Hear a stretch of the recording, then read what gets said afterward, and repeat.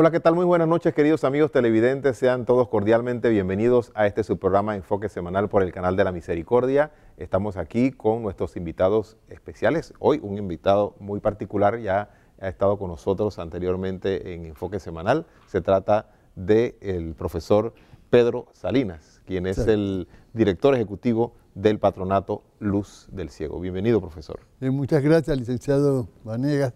Aquí pues estamos dispuestos a ilustrar a nuestro público, este público tan selecto que tiene este canal, para que conozca un poco más, sume más sus conocimientos acerca de la población que tiene discapacidad visual, y en este caso pues vamos a hablar sobre, particularmente sobre dos obras y algunos otros aspectos porque consideramos importantes para ilustrar al público ese selecto de este canal. Así es, profesor, gracias. Y justamente, amigos televidentes, pues para, como quien dice, hacer un poquito de docencia, vamos a conocer también estas obras, pero antes de conocerlas, profesor, un poquito explicar a las personas qué es el Patronato Luz del Ciego, desde cuándo se ha constituido, dónde está ubicado y, bueno, cuáles son las labores de esta importante fundación, de este importante patronato. Sí, ¿cómo no?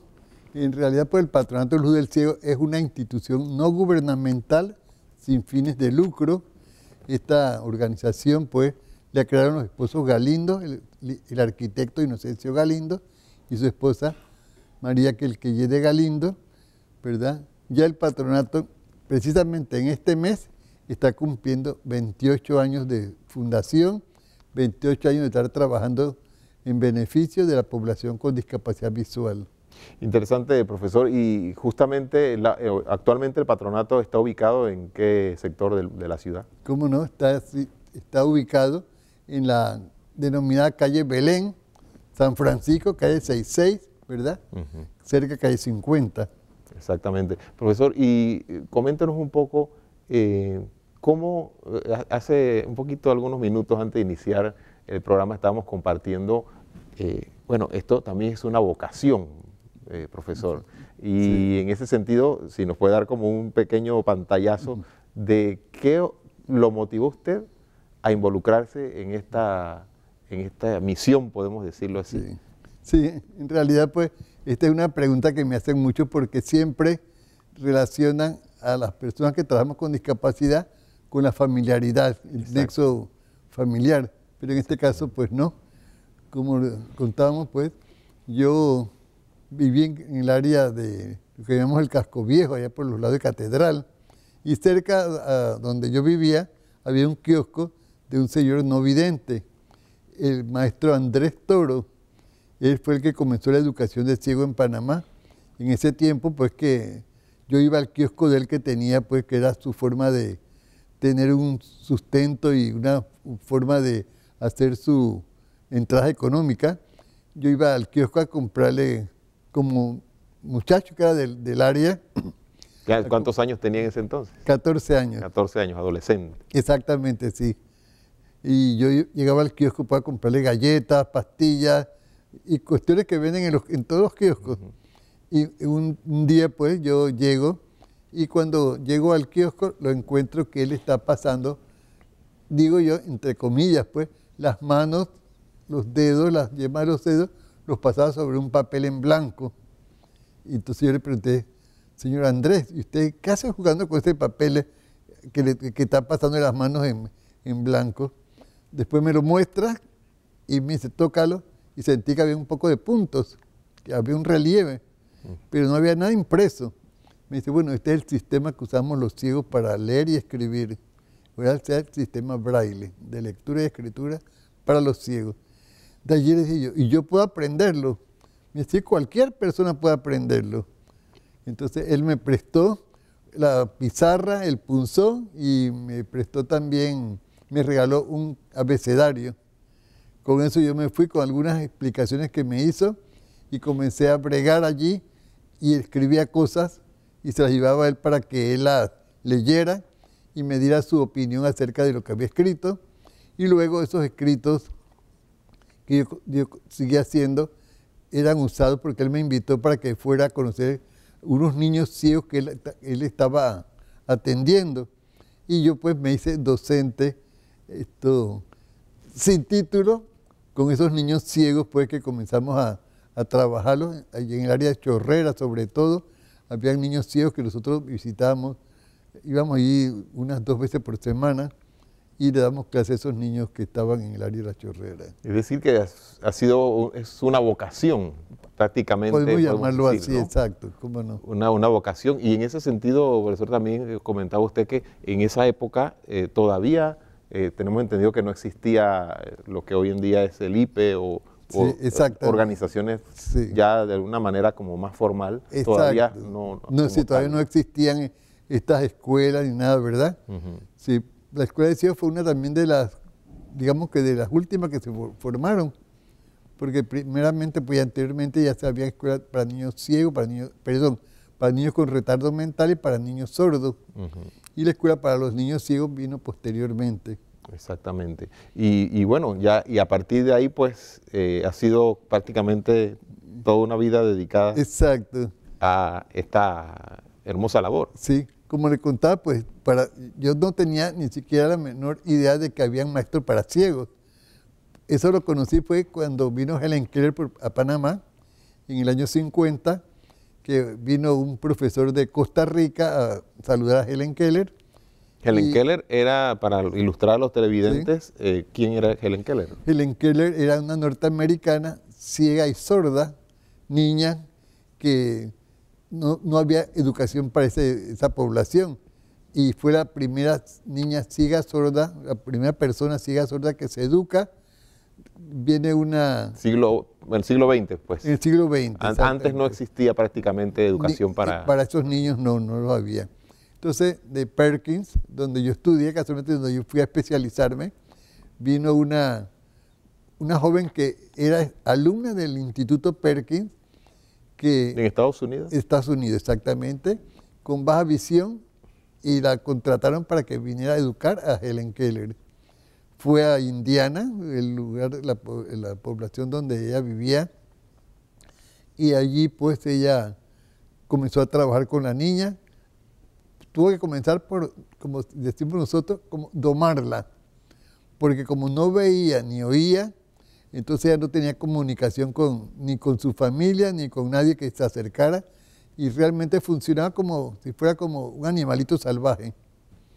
Yo tuve la experiencia también con esta población porque cuando me estuve especializando, me tocó una temporada con esa población pues para trabajar con estos niños que son sordos y ciegos. Realmente interesante porque ha sido como es una bendición porque para los padres de familia de pronto no sabían cómo trabajar, cómo hacer con sus hijos en esta situación. Exactamente, ¿no? Sí, exactamente. Y entonces usted nos comenta que usted se involucró cuando Helen Keller vino a Panamá. Sí, ahí fue donde yo conocí que había una educación para ciegos y que habían docentes para los niños ciegos.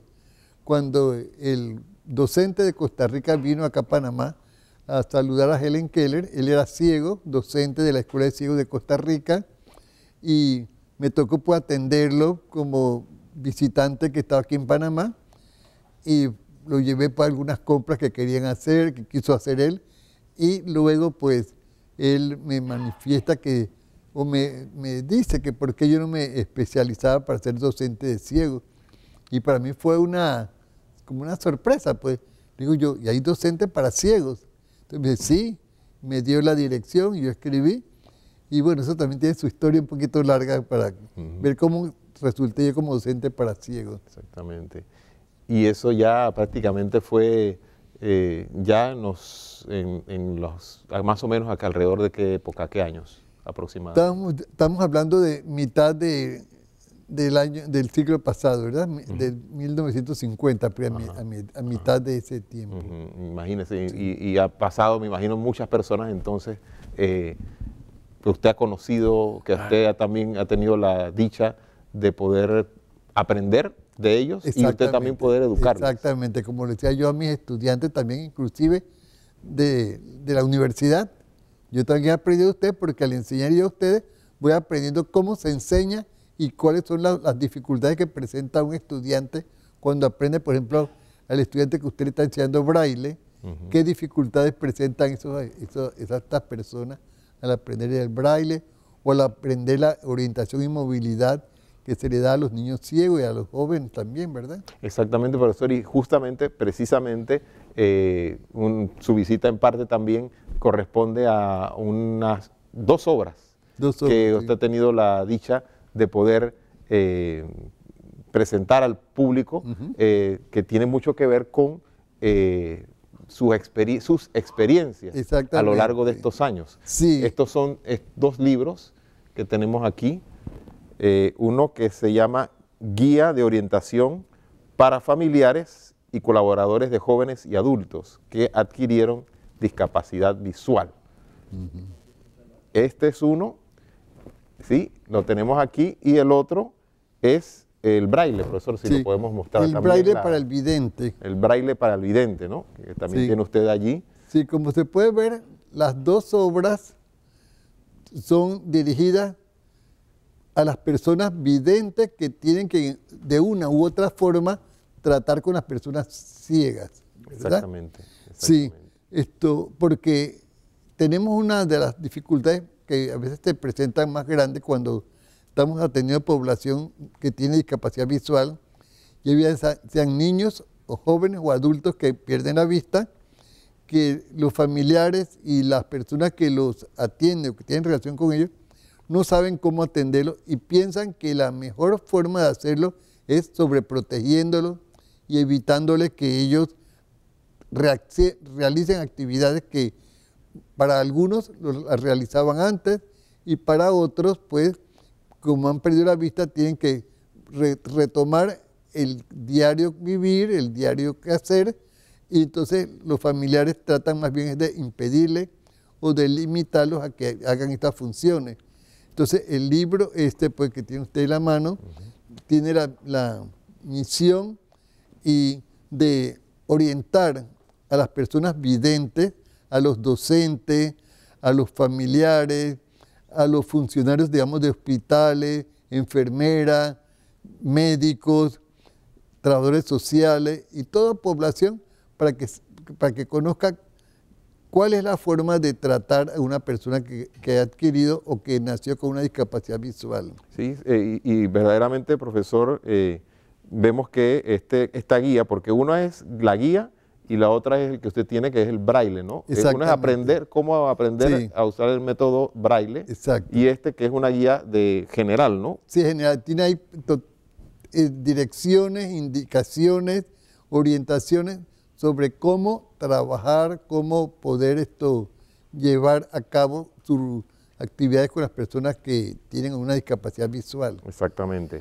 Bueno, sí, amigos televidentes, vamos a seguir profundizando en estas obras que ha tenido usted a bien compartir, y creo que pues va a ser una herramienta de mucho provecho, pienso yo. Exactamente. La experiencia pues y las acciones que hemos tenido dentro de este diario vivir nos llevaron a hacer estas dos obras que van, como lo ven, como se titulan, van dirigidas a personas que tienen visión normal, pero que tienen alguna relación con las personas que han perdido la vista o que nacieron sin poder ver.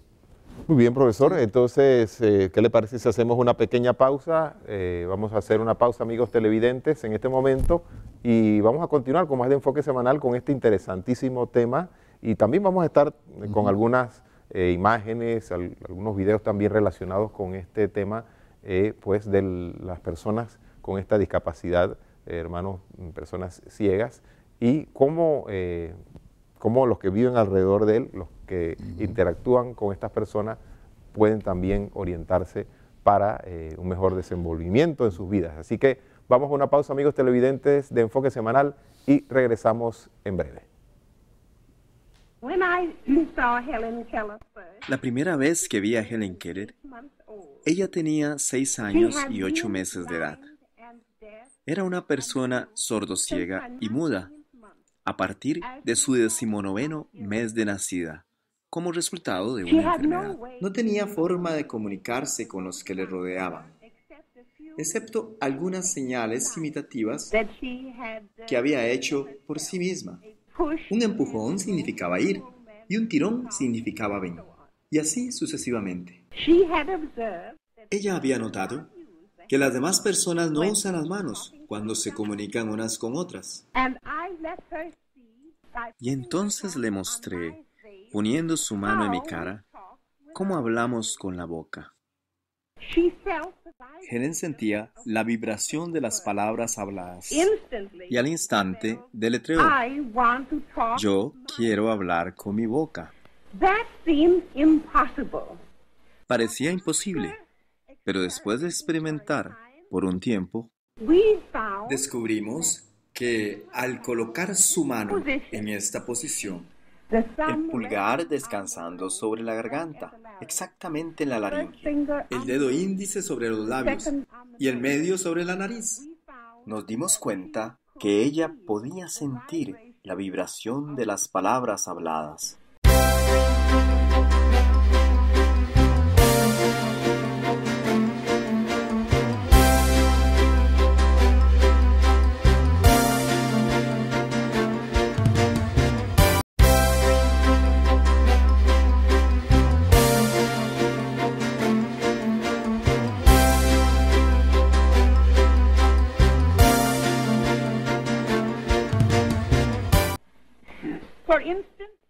Por ejemplo, en la garganta ella siente el sonido de la G fuerte.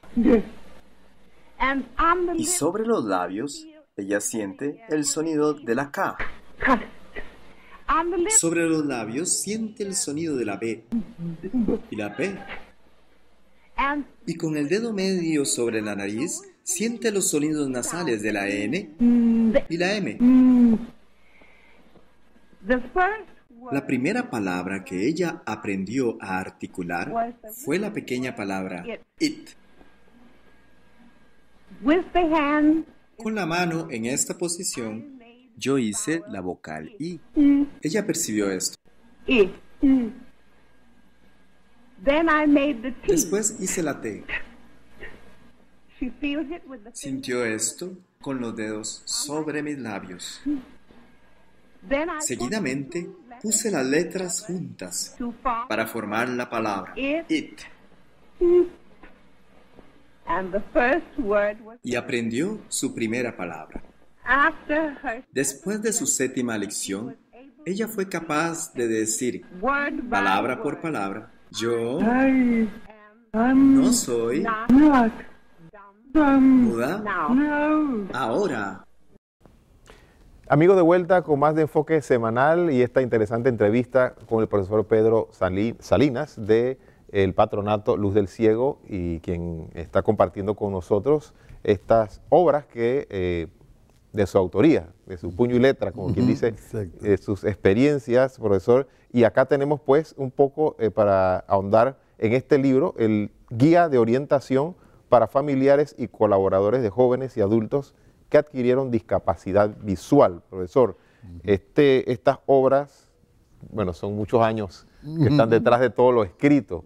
Y por aquí vemos que está la Dirección Nacional de Currículo y Tecnología Educativa del MEDUCA, que está como de alguna manera avalando con su sello, firma, y también tiene prólogo. Coméntenos un poquito sobre lo que las autoridades que también tienen que ver con este libro. Sí. Bueno, el libro de la guía, el prólogo, como se puede ver ahí en el libro, esa guía, el prólogo hecho por el doctor Bernal, ¿verdad? Juan Bosco Bernal. Juan Bosco Bernal, el rector de la Universidad Especializada de las Américas, universidad que prepara el personal para trabajar con discapacidad, con personas que tienen discapacidad. Exactamente. Y, por ejemplo, profesor, acá también vemos, bueno, como en toda obra, un agradecimiento, y también vemos algunos comentarios que han hecho otras personalidades, tanto locales como de otros países. Exactamente. Por ejemplo, aquí tenemos doctora Gladys Lopera Restrepo de Colombia, directora general del Centro de Rehabilitación para Ciegos en Colombia. Exactamente. Ella dice, después de leer esta guía, opina, leí el documento, el cual me parece muy bueno, sencillo y claro, que puede ser una herramienta para que los estudiantes, maestros y familias lo utilicen en su vida diaria para facilitar la inclusión de las personas ciegas. Sí, en realidad pues, la doctora Lopera de Bogotá, Colombia, es la directora de un centro de rehabilitación para personas adultas ciegas, y ese centro casualmente a mí me tocó ser el orientador y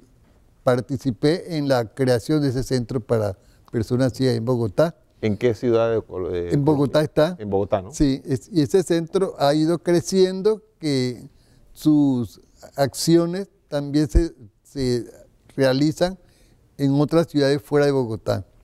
Por ejemplo, en Medellín, en diferentes ciudades ha ido multiplicándose la labor del centro de rehabilitación en el cual trabajamos nosotros para organizarlo, formando el personal y ayudando también en lo que es la misma formación del programa y de la creación del mismo centro, ¿verdad? Sí, así es. Es decir, que hay una semilla que se ha sembrado. Exactamente. ¿Cómo empezó esta semilla en Panamá? Sí. A través de esto que nos contó en el anterior bloque, esta historia. Sí. Y bueno, cómo se fue expandiendo a otros países. Exactamente. Profesor, acá también hay otro comentario del profesor Ángel Aguirre Patrone, especialista en rehabilitación básica funcional y exdirector del Centro de Rehabilitación para Ciegos Tiburcio Cachón de Montevideo, Uruguay. Y habla también que él es una persona con discapacidad visual. Comparto con el autor los mismos criterios, tanto conceptual como técnicamente, y remarco la valiosa puntualización que el manual hace, en que los contenidos se refieren en su aplicación solo para las personas que adquieren la discapacidad visual. Exactamente. También de Uruguay, ¿no? Él es de Uruguay. La otra que habíamos hablado es de Colombia. De Colombia, Gladys Lopera. Sí. Y acá también tenemos Volmir Raimondi, brasileño. Sí. Es decir, que de varias naciones están recomendando. Están recomendando los libros, sí. Los libros. Profesor, y bueno, para ahondar un poco en esta obra que usted ha realizado, aquí vemos que se tocan diversos aspectos. Usted habla un poquito de la historia de personas con discapacidad, ya nos ha hablado un poquito sobre Helen Keller. Hay etapas por las que pasa una persona sin haber, al haber adquirido la discapacidad visual en su juventud o cuando adulto. Sí. Me gustaría señalar algo que es muy importante y que quizás mucha gente no conoce. Cuando comenzaron los grupos humanos, cuando comenzaron las poblaciones, que el hombre era nómada y todas esas cosas, luego pues van surgiendo ya los grupos sociales y todo eso. Las primeras personas ciegas, al igual que personas que tuvieran alguna discapacidad, eran condenadas a muerte, porque se creía o se consideraba que estas personas tenían una maldición, y también por el sistema de vida ese, que el hombre era nómada. Entonces una persona ciega pues representaba un estorbo para esa vida de nómada que llevaban. Entonces lo que hacía es que los mataban. Ya con la llegada del cristianismo es cuando sabemos que el cristianismo dice que nadie tiene derecho a quitar la vida a otro. Entonces es cuando ya se elimina esa técnica, esas formas de... Esa mentalidad, esa mentalidad que había. Una cultura también. Exactamente, una cultura de esa época, ¿verdad? Entonces ya surgen los asilos, en donde los primeros asilos eran donde tenían gente con todas las discapacidades juntas, y también eran lugares pues que no eran muy saludables. Y bueno, la cosa va cambiando y los ciegos en este caso van dando muestras de que ellos son personas que tienen un mejor razonamiento, unas personas que pueden funcionar mejor, y también pues van distinguiéndose por las cosas que van haciendo dentro de los grupos humanos. Es interesante, ¿no?, esta historia, porque no sé, muchas veces no se sabe por dónde inició todo. Sí. Y vemos pues que como el cristianismo pues ha estado siempre a la vanguardia en el cuidado y en exaltar la dignidad de la persona humana. Exactamente, sí. Porque gracias al cristianismo es por cómo se hace que se elimine esas prácticas de matar a la gente, de no permitirles que vivan, ¿verdad? Y el cristianismo va haciendo que las personas logren una mejor situación dentro de los grupos humanos. Definitivamente que el cristianismo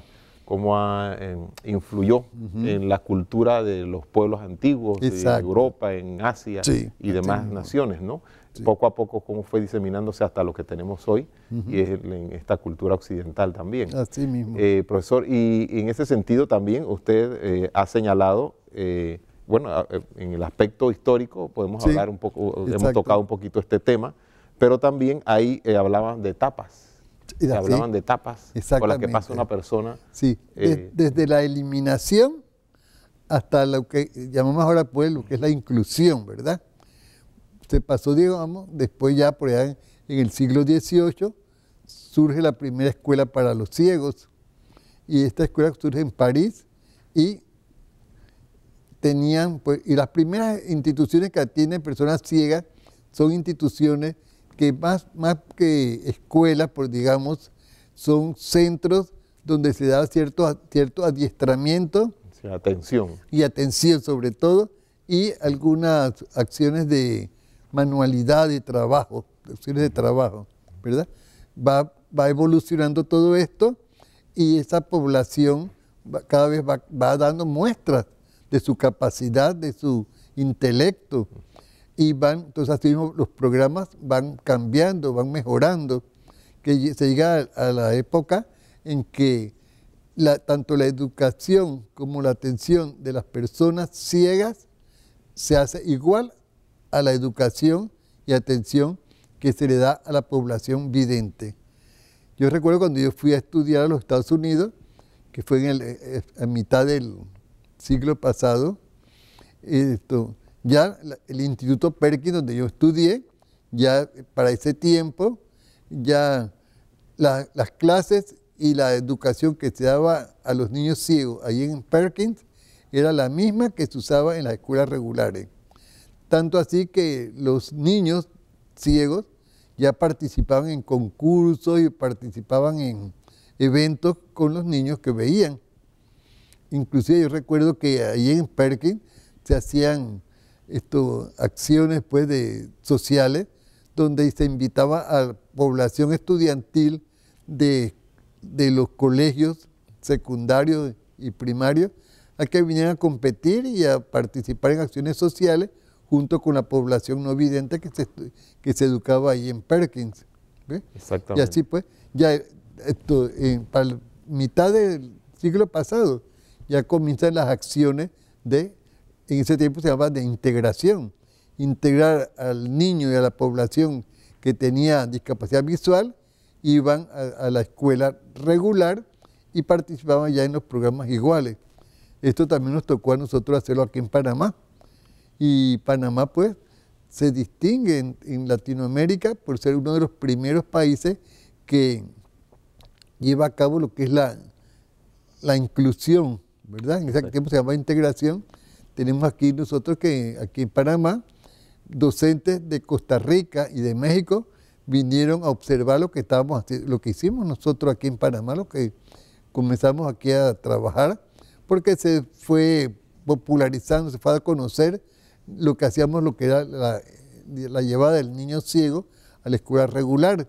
Y entonces nuestros programas aquí en Panamá sirvieron de modelo para que esto se hiciera en Costa Rica y en México.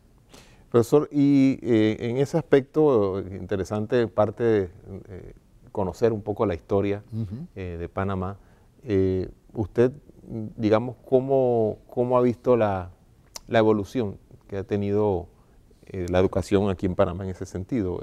De que no existía ningún centro, exacto, cómo fue poco a poco, fueron apareciendo organizaciones, claro, y demás. Sí, cómo no, Panamá pues esto ha tenido, ¿verdad?, a través de la historia una posición muy valiosa, que inclusive no solo para nuestra población con discapacidad, sino también que ha servido de modelo para otros países.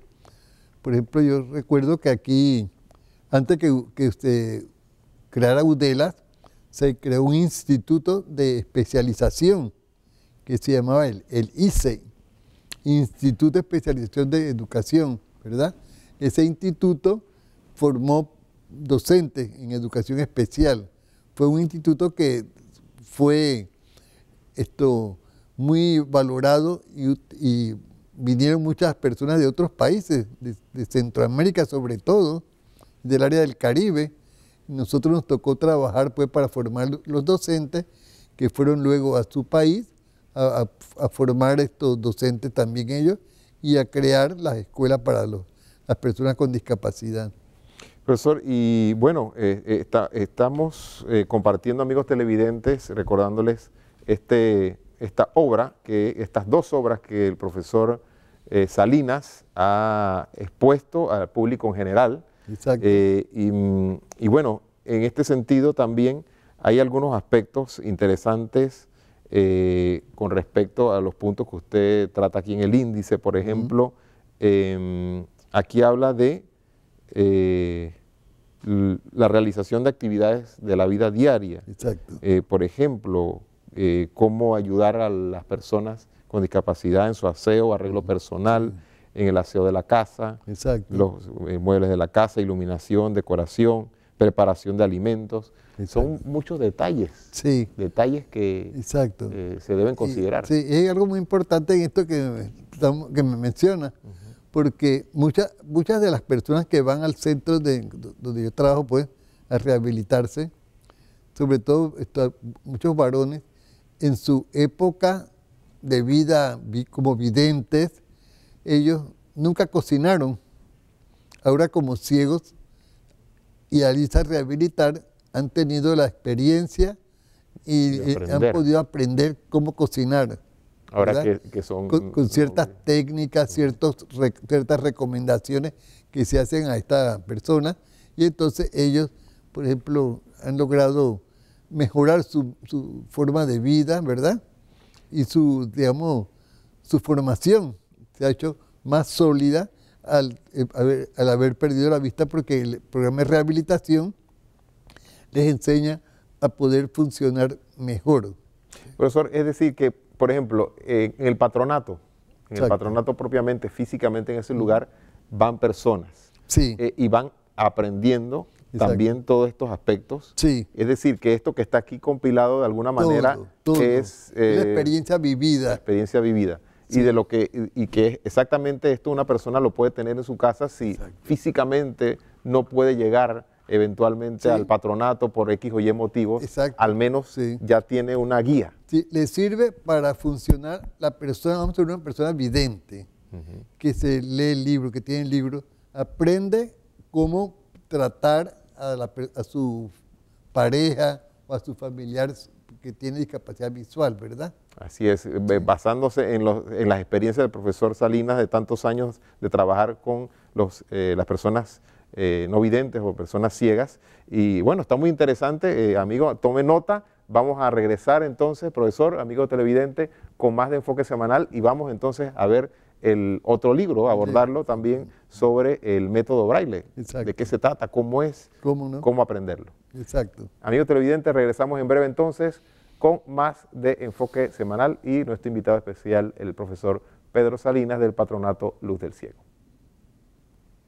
¿Qué son esos punticos? ¿Para qué sirven? Acá te vamos a contar 5 cosas que necesitas saber sobre el braille.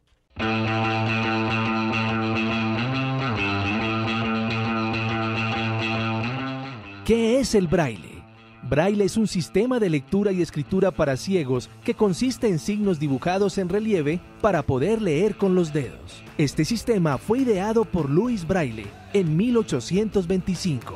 ¿Por qué es importante el sistema Braille? Con el sistema Braille, las personas con discapacidad visual pueden acceder de forma autónoma a la información, la educación y cualquier otro tema de su interés. ¿Cómo funciona el sistema Braille?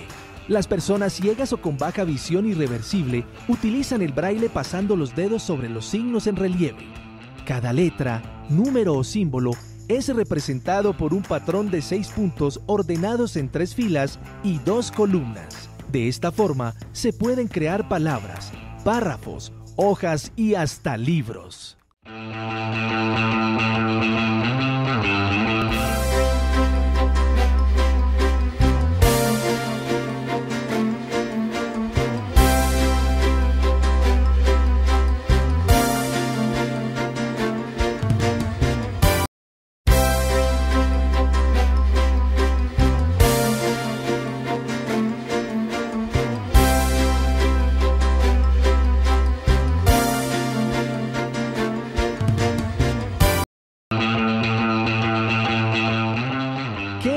elementos debe utilizar para escribir o leer braille. Para escribir en el sistema braille se necesita una pizarra o regleta, papel especial para escribir braille y un punzón. De esta forma, se puede comenzar a escribir colocando la hoja de papel especial en el medio de las dos láminas de la pizarra o regleta. Una vez colocado en la posición deseada, se debe presionar el punzón en los puntos que se quiera del signo generador. Esta operación hay que hacerla de derecha a izquierda, para luego poder ser leído de izquierda a derecha. Para leer braille, primero hay que conocer los signos que representan las letras, números o símbolos. Por ejemplo, la letra A es el punto 1 de los 6 puntos del signo generador.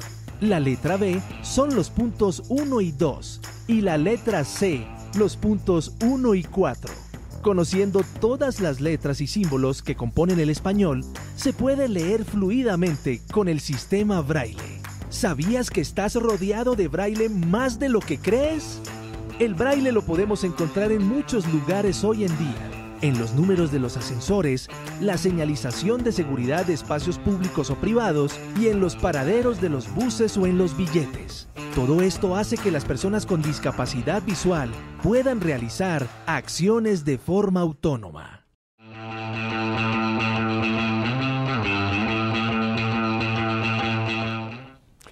Regresamos, queridos amigos televidentes de Enfoque Semanal y este programa especial con nuestro invitado, el profesor Pedro Salinas, del Patronato Luz del Ciego, profesor. Y bueno, estábamos hablando un poco también sobre las obras y también íntimamente ligado y relacionado con la labor que se hace en el Patronato Luz del Ciego, que están compiladas las diversas experiencias que usted ha vivido y cómo también las personas pueden ayudarse a través de estas obras a, digamos, a esa relación, a ese manejo con las personas no videntes, las personas ciegas. Profesor, hay un aspecto que me llamó la atención antes de ir al punto que usted también me decía sobre la movilidad. Sí. Hay una etapa también muy interesante y difícil, pero que muchas personas la han pasado, sobre todo aquellos que no necesariamente los que nacieron ciegos, sino los que perdieron la vista. Exacto. Que entran en unas etapas a veces de shock. Sí. Cómo trabajar. Todo eso el patronato lo maneja y también a través de este libro, ¿no? Exactamente, sí, exactamente. Sí, cuando la persona pierde la vista, la persona pasa por unas etapas, etapas psicológicas que se le presentan por esta nueva situación que está viviendo, ¿verdad? Entonces la persona cuando pierde la vista, un joven o un adulto, tiene esto que le presento, pues las etapas. Sí, como un shock, ¿no? Bueno, ya no sirvo, ya mi vida acabó, Exacto, aquí sí. ya perdí la vista y ya mi mundo ya prácticamente... No hay para qué vivir. Exacto, no hay razones. Exacto. Sí, en realidad, pues la persona cuando pierde la vista, cuando es joven o adulto mayor, tiene pues ciertas situaciones muy propias de esa etapa. Al comienzo, digamos, si la pérdida es una pérdida así...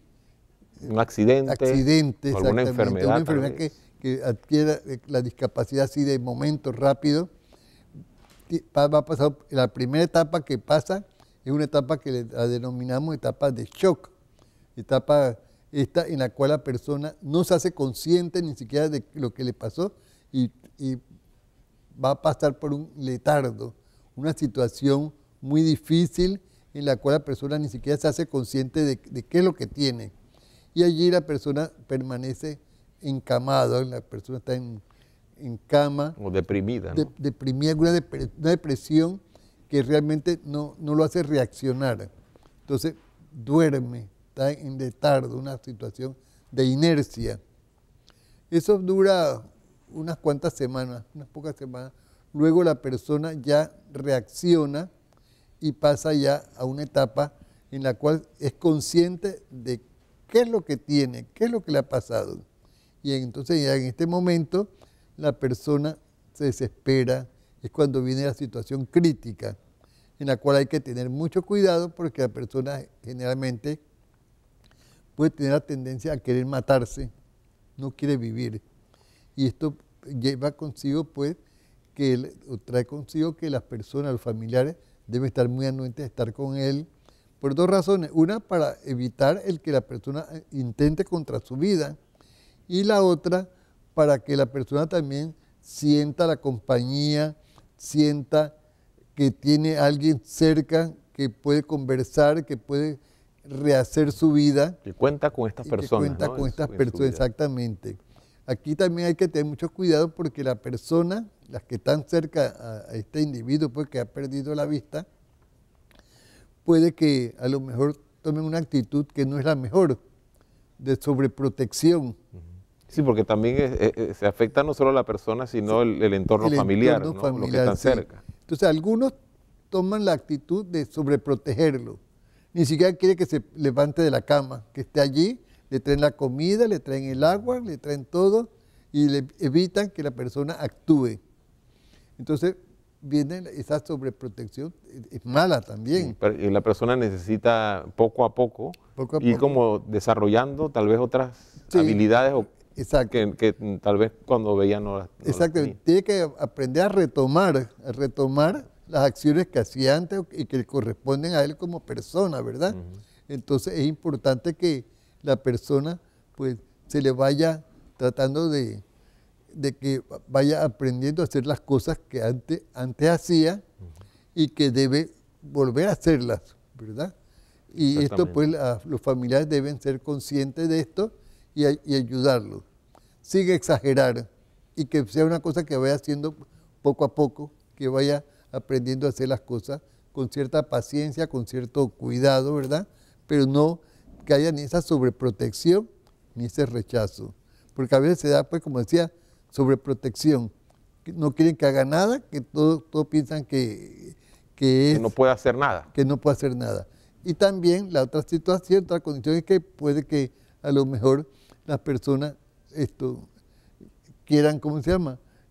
Hacer lo que haga cosas que todavía no le corresponden o no saben cómo las puede hacer, ¿verdad? Sí. Y justamente en ese sentido también hablamos de la movilidad, profesor, también cómo se aborda esto en el patronato también, sí, me imagino que también se realiza y también en estos libros. Claro, porque una de las cosas pues, que suceden es que la persona al perder la vista pierde el poder de caminar, puede movilizarse. Entonces hay que tener un entrenamiento especial que lleva sus pasos, ¿verdad? Para que la persona ya sea capaz luego de movilizarse y de poder ir donde quiera. Ciertas etapas, ¿no? Esto por etapas, exactamente. Entonces el entrenamiento también tiene su metodología. Hay un entrenamiento exactamente, propiamente. Un entrenamiento. Tenemos muchachos, hombres que han llegado al patronato agarrados de la mano, casi al lado, llevados pues por su familiar. Y tenemos casos de que a los 3 meses, 4 meses, ya usted lo ve que se han rehabilitado en este sentido de la movilidad y ya caminan solos, van y vienen a su casa solos, ¿verdad? Así es, exacto. A través vemos muchas personas en las calles ya con su bastón. Sí, con su bastón, exactamente. ¿Verdad? Eso tenemos que tener claro, ciertas medidas, cierta metodología, el bastón que se acorde con el tamaño, eso tiene su relación. El tamaño del bastón con relación al tamaño de la persona, su forma de tomar el bastón en la mano, los movimientos que tiene que hacer con el bastón y cómo ir detectando las condiciones de los pisos, de los lugares. También hacer buen uso de su olfato, de su tacto, ¿verdad? El tacto de los pies, que vaya conociendo los pisos, cómo están. Se ayuda también un poco, me imagino, es decir, a despertar tal vez otros los sentidos que se agudizan. Cuando no veía, no tomabas tanto en cuenta. Exactamente. Entonces, todo eso hay que hacerlo, ¿verdad? Irle estimulando para que le dé el mejor uso posible a los sentidos que tiene bueno. El oído, por ejemplo, ya tiene que detectar si hay una máquina trabajando, si hay gente que viene caminando, si pasa un transporte. Para cruzar una calle, por decir, tiene que agudizar mucho su sentido del oído para saber cuándo le toca cruzar la calle, porque él tiene que aprender a cruzar una calle solo. Claro que hay ocasiones en que nunca podrá cruzar una calle sola, como digamos nosotros, en una avenida central, donde el tránsito es interminable. Entonces ahí tiene que aprender a conocer dónde hay la línea de seguridad, cómo esperar para poder cruzar por su propia cuenta, ¿verdad?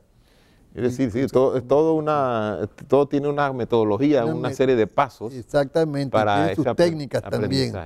Cómo mover el bastón, cómo tomar el bastón en la mano, cómo colocarlo frente a su cuerpo, cómo hacer los movimientos con el bastón y estar siempre con todos los sentidos que tiene bueno a la expectativa del lugar por donde va. El olfato. Pasa por un lugar, bueno, aquí hay como una panadería, aquí hay una estación de gasolina, aquí hay una farmacia, aquí hay una cantina y cosas así, pues todo eso le va ayudando. Por ejemplo, siente que hay como olor a basura. Bueno, tiene que tener cuidado porque de pronto se va a encontrar con el tanque de basura o con basura que hay en el suelo y todos estos sentidos le van transmitiendo las condiciones del ambiente, del lugar, de las áreas, ¿verdad? Y esto pues es muy necesario. Muchas personas, profesor, tenemos entendido que también han podido continuar sus estudios ya estando ciegos. Han podido terminar sus estudios ya sea de secundaria o de hasta universidad. Tenemos muchos casos de jóvenes que llegan que, por ejemplo, digamos, no terminaron ni siquiera su secundaria, que se fueron a trabajar, que trabajan en construcción o trabajan en el mercado, trabajan en alguna tienda, algún negocio de estibadores, con un trabajo un poco fuerte. Cuando llegan al patronato, que se rehabilitan, se encuentran con otros muchachos, otras personas que están allí en el patronato rehabilitándose y conocen que hay otra forma de trabajar que les va a ofrecer mejores momentos, mejores situaciones. Y así tenemos nosotros personas que han llegado al patronato con ni siquiera un primer ciclo, algunos con solamente el primer ciclo o con un título de técnico y han estado trabajando y ya conocen de lo que es, lo que le ofrece la vida acá en Panamá, lo que le ofrece el ambiente, pues. Y luego pues van a la escuela, van a una secundaria, terminan su secundaria y tenemos casos ya de personas que han estado rehabilitándose, que han logrado ya hasta un título universitario, cuando nunca lo pensaron tener, porque como videntes, ¿verdad? Entonces ya en estos momentos pues se hacen profesionales. Profesor, la vida sigue para el no vidente. Sigue y a veces sigue mejor. Y hasta para mejor. Sí. Y justamente, ¿qué es lo que tenemos aquí, profesor? Bueno, ya casi se nos está cortando, nos hemos quedado cortos en el tiempo. Sin embargo, muéstranos un poquito y explícanos qué es esto que tenemos aquí. Y estos jóvenes, estas personas, adultos, jóvenes, pueden seguir adelante con sus vidas a través también del método Braille que también ustedes con el método Braille, pues es un método de lectura y de escritura para los ciegos, con este sistema de comunicación que se puede hacer o de escrito que podemos tener, ¿verdad? Tenemos nosotros que la persona ciega puede conservar, recolectar informaciones, tener informaciones y también guardar sus informaciones. En el Braille, este libro también para las personas que no necesariamente las personas que ven. El Braille, este método que tengo aquí, ha sido hecho precisamente para los familiares, para los docentes, para el personal que trabaja o que tiene alguna relación con las personas ciegas. También algunas autoridades han comentado en los prólogos, han dicho también sobre cómo no. Igual que en este, ¿no? Como el de la guía. Sí, así mismo. También por el Meduca, también. Avalado por el Meduca también. Exactamente. Así que usted, amigo televidente, tiene también esta posibilidad de aprender un poco qué es el método Braille. Si también usted tiene familiares o pues, amigos. Tenemos nosotros que este método, pues este libro, como usted lo puede ver, el prólogo. Ajá, exacto. Aquí tenemos el prólogo y estamos por acá. Maruja Gorday de Villalobos, directora general del Instituto Panameño de Habilitación Especial. Ahora actualmente de Educación, ministra de Educación. Ella exactamente escribió el prólogo de este libro. Interesante, ¿no? Sí, cómo no. Bueno, hay garantías de que son buenos libros y por los comentarios, por las personas que también los están apoyando y avalando. Para finalizar, profesor. Para finalizar, tenemos aquí pues este aparatito. Es un cubo donde tiene en sus diferentes fases puntos en braille, que si usted lo va cambiando, usted va formando letras, ¿verdad? Con el cubo. Y para el aprendizaje del sistema braille es muy práctico, porque usted lo puede llevar y en su casa o en el bus usted se pone y va usted creando letras, ¿verdad? Aquí con este cubito que tenemos aquí. Parece algo sencillo, pero nadie se imagina que allí se puede aprender entonces a escribir. Las letras. Las letras se forman aquí con este cubo, ¿verdad? Usted le da vuelta y va formando letras. Y como si fuera un juego, usted crea las letras y las va aprendiendo, ¿verdad? ¿Esto lo enseña el método braille? Exactamente. Y también en el patronato. Exactamente. Esto sirve para el que usa el libro, ve aquí las letras, ¿verdad? En el sistema braille. Y luego las puede ir creando acá las letras. Pero tiene su metodología también. Se puede aprender. Se puede aprender, ¿cómo no? Profesor, el vidente como la persona ciega. Profesor, lamentablemente se nos acabó el tiempo, pero creo que ha sido muy ilustrativo, muy interesante, muy enriquecedor todo esto que usted nos ha ofrecido y para que el público televidente conozca, sepa muy bien. Aquí también tenemos un pequeño afiche que pues habla un poco de esta agenda braille y cómo tratar a una persona con discapacidad visual, donde se puede adquirir en el Patronato Luz del Ciego, como habíamos dicho, ahí en calle Belén. Y bueno, usted, amigo televidente, si tiene un familiar o una amistad, puede entonces usted comunicarse con el Patronato Luz del Ciego, adquirir estas obras. Creo que también están, si no me equivoco, en otros puntos. Sí, en la librería de la Universidad de Panamá también se pueden comprar las obras. Sí. Muy bien.